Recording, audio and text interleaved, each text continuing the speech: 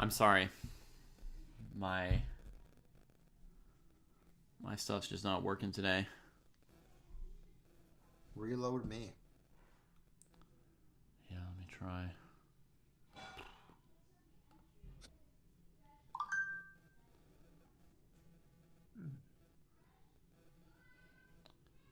Interesting, interesting. Okay, let's see. Is this working now? How would you proceed How at the would you? start of the end game? That's a good question.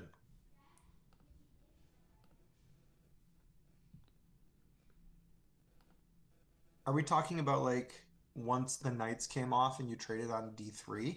What would you play on move 32 Icy Stun? Because that's where I was kind of curious too. I think he might even mean when there were still knights on the board. But we could definitely start with the rook endgame. I mean, everything here made sense that Icy was doing.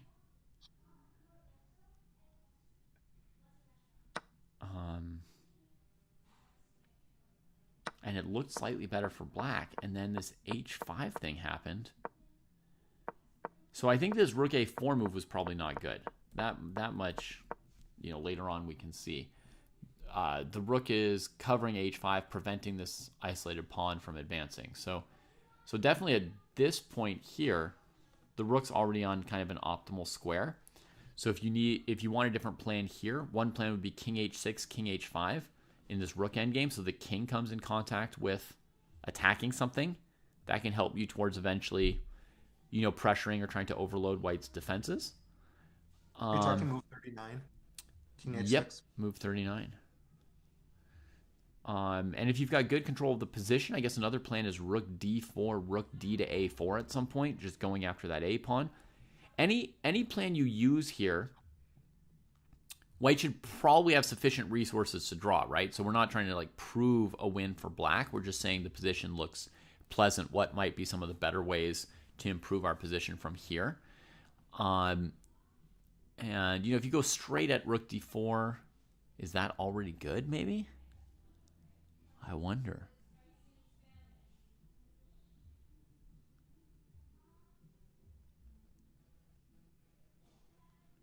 Oddly, rook g5 might even be a defensive resource for white there, just because if you trade on g5, it's so long to bring black's king into the game, which still makes me think like king h6, getting near the h pawn, might be the best first step here.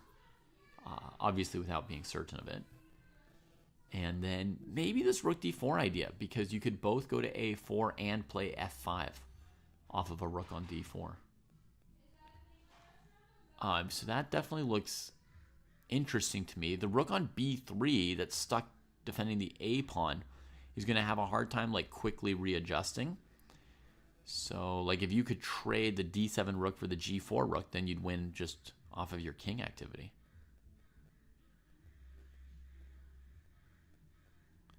Like this. All right, Luke, we'll check it out soon.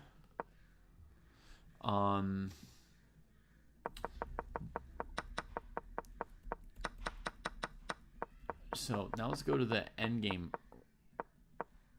right around here, maybe. King g7, king d2, where Icy goes for rook h8. Rook h8 mildly surprised me, but made sense too. I expected you to go for something very direct with rook d8, c4.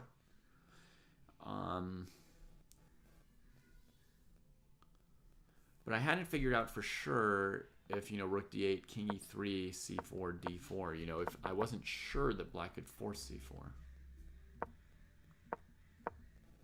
I'm having the hardest time getting back to the game. Oh, well. I'm just Oh, looking right, for because him. it's gone, yeah. It's okay. Don't worry about it. Okay. Maybe this kind of a link could do it too. I'm not sure, but No, don't sweat it. yeah. So to me, the basic plan was still c4, but I wasn't sure it could be executed. So I thought h5 was pretty clever.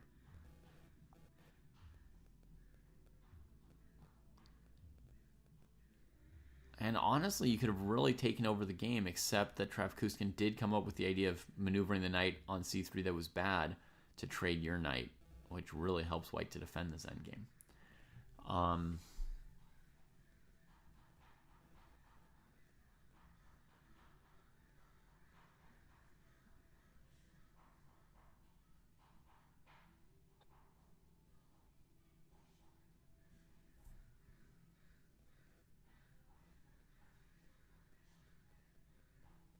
Yeah, I mean, I really like your plan. Yeah, I have to say, I really liked Rook H8, H5. That looked good.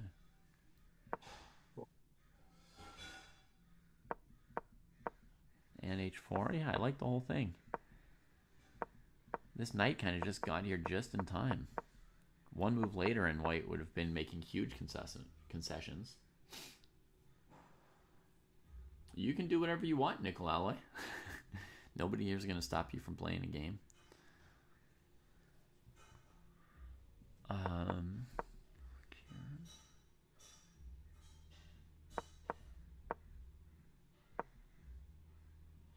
Yeah, I mean, this felt pretty maximal. It felt pretty maximal, everything you did up to this point, Icy. Yeah. I don't see any other or better plan.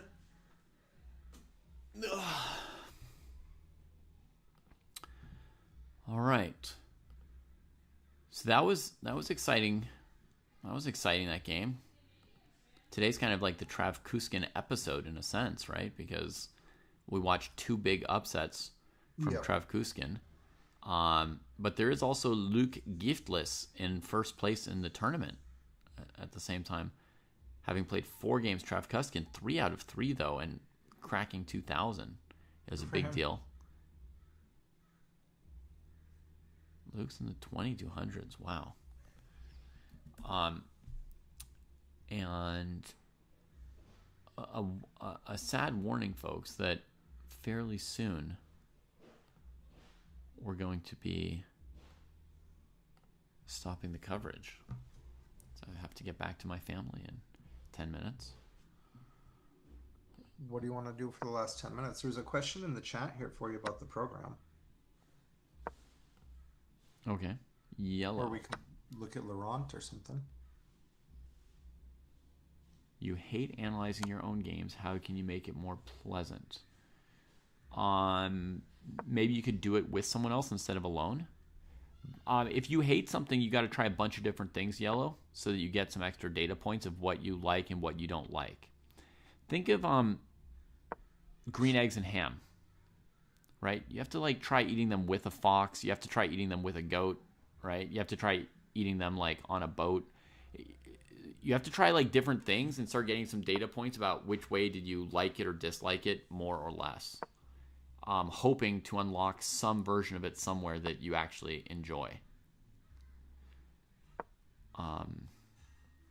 So basically I would just wonder like how many different ways have you done it and what's something you could change about how you do it to see if you like it better.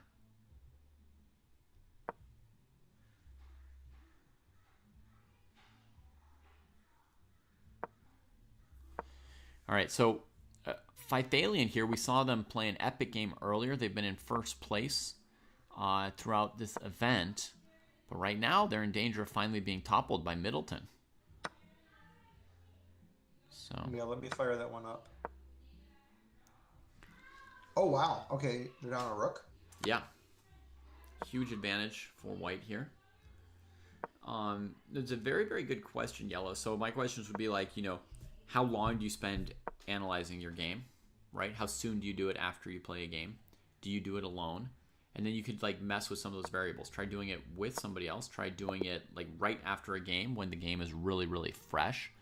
If normally you spend a short amount of time on it, try doing a slow version of it. Or if normally you do it really slowly, try doing a fast version of it, right? Like just see what you can figure out in 20 minutes. If you normally look at just one move of the game, try looking at 5 or 6 different moments in the game. If you normally try and look at the whole game, try looking at just 1 or 2 moments. Just shuffle some things around and see if you find a version that you like better. Also, do you publish your game analysis when you're done? Maybe you would enjoy people's responses. Maybe when you're done with your game analysis, you need to publish it and send it to some people and get some positive feedback. Right, you could try doing it on an electrical board or on a physical board. Usually do it straight onto the Dojo website. Okay. Yeah. And do you ever like publish and share it? Do you ever get feedback from other people about it? I really like sharing my games. Like that's something that gives me a big boost, right? Like if I annotate a game and then just file it away, I might feel like, man, I did a lot of work. But if I post the game and then a few people like go like, wow, what a cool game, then I'm like, oh, I'm really glad I did that work. That's something that like helps me a little bit because I like sharing with others.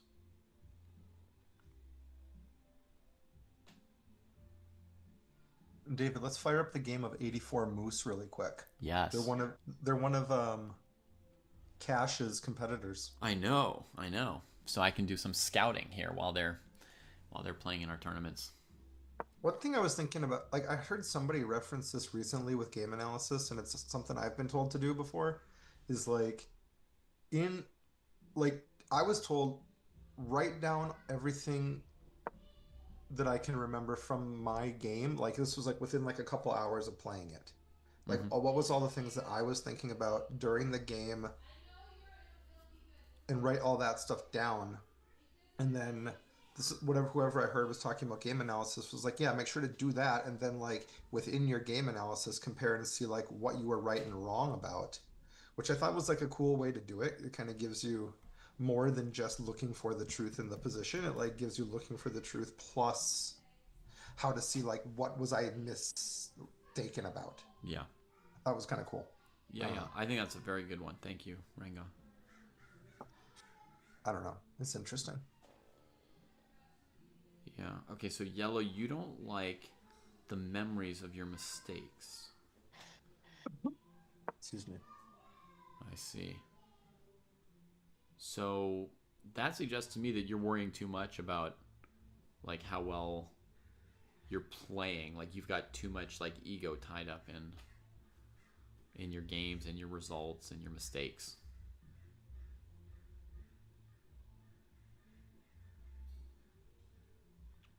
So I think you could probably work on that. All right. And that would help you, with playing, with analyzing, just with your life satisfaction.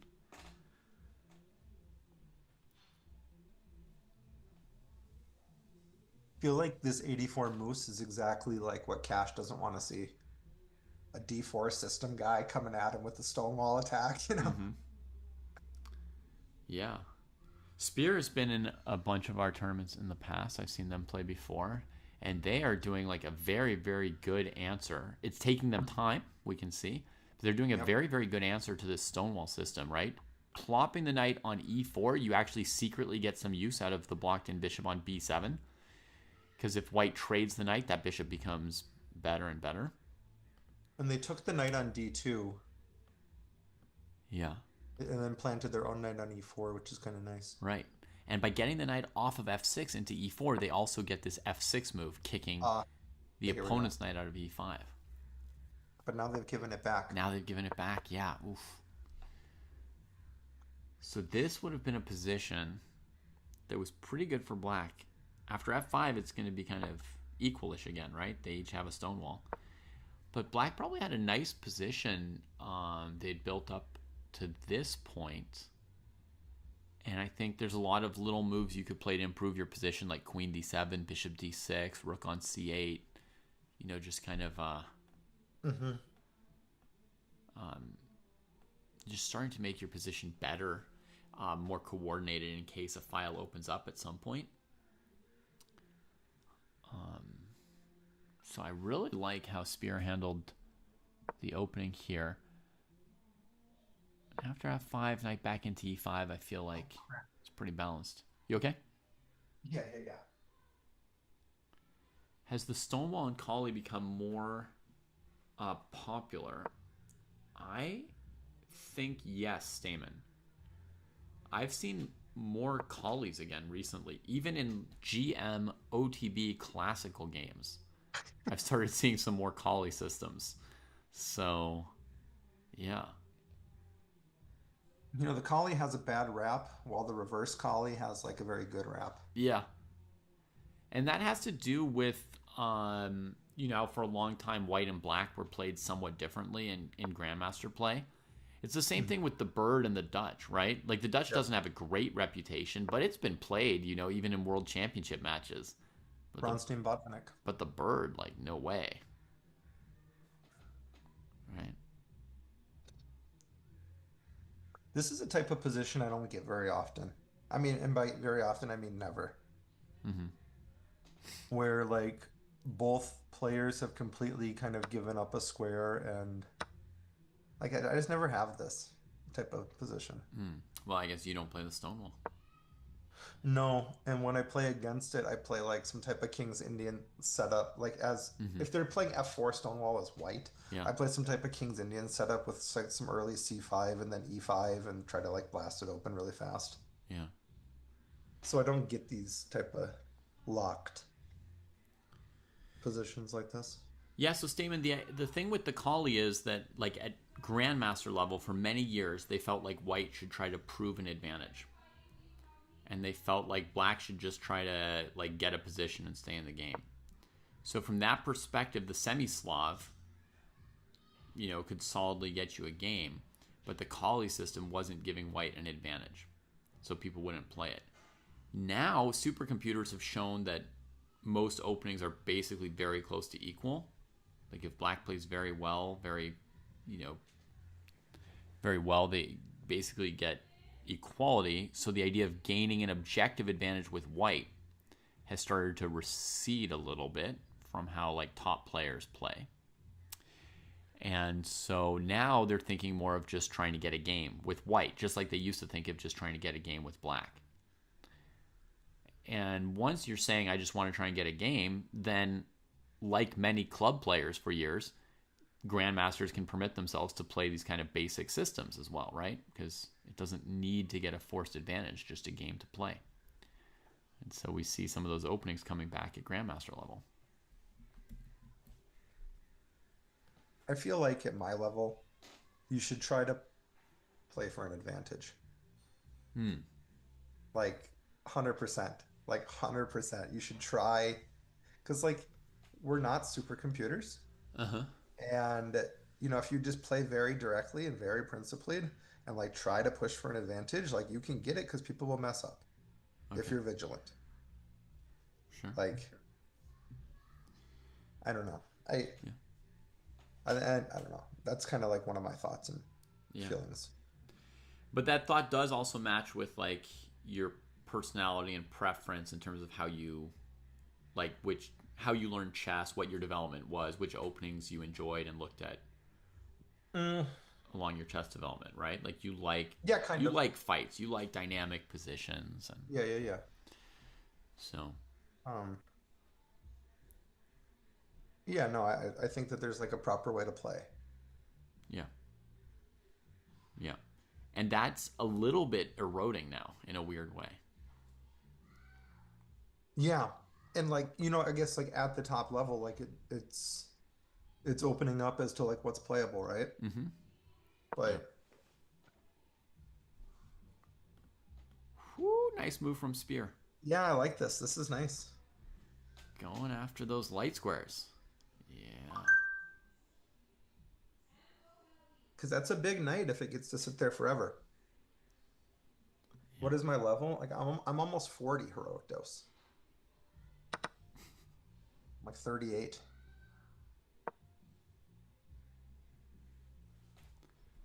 Heroic dose is just playing around. So Black I achieves don't, huge positional moment with this light squared bishop trade. Knight on e4 is just, lording it over the board. And 84 Moose responds with a very specific tactical threat here to try to win the pawn on h6. And now, calculation question, everybody. Can White take the pawn on h6?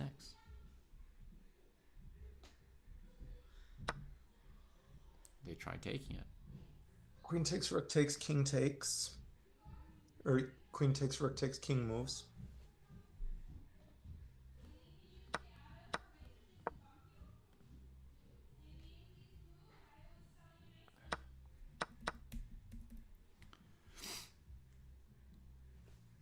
Oh, sorry, the rook on a6 is blocked by the b pawn, so it's got to be king f7. Yeah, sorry. Thanks, Icy.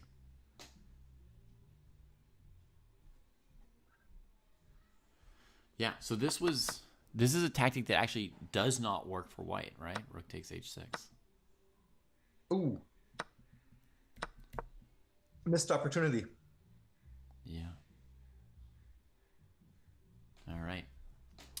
Folks, I am afraid this is where I'm going to have to run. So we're going to shut down our broadcast. There's another 25 to 30 minutes left in the arena. So for those of you who are playing, you can still get in another game for sure.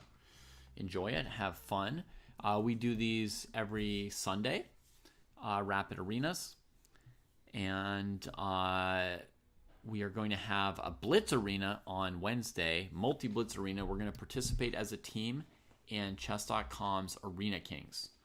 So Wednesday, 9 a.m. Pacific, noon Eastern, 2-hour Blitz Arena where we can play as a team for this Chess Dojo club here. And it's the top 30 scores from our team that will get tallied up and compared to other teams. So we want to come as a big group on Wednesday. So anybody who is interested in being part of a team or interested in playing Blitz, Wednesday at noon. We'll have classical chess Friday night. We'll have rapid chess on Sunday. And thank you to Renga for joining us today. Thanks for having me, David. It's always fun to hang out. Yeah, super. All right. Who should I raid? Do you have any I don't know insight who's into on. that? Choose your favorite. Okay. Well, Rachel is on. Let's raid. Rachel. Let's raid one of our affiliates and friends here. Okay, have a good rest of your day, David. Thank you. You too. Thanks. Cheers, everybody. And, well played to all our contestants today. Lots of great games. There's nothing better or more fun than practicing our chess.